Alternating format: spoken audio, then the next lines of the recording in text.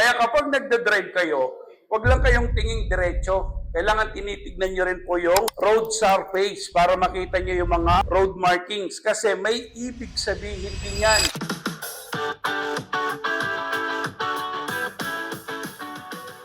Katulad yan, yung edge line to separate road from the curb or sidewalk. So kapag lumagpas ka dyan, nalalaglag ka na sa gilid ng kalsada. Tapos, ito naman po, yung solid white line. Ito naman yung nagsiseparate ng traffic direction.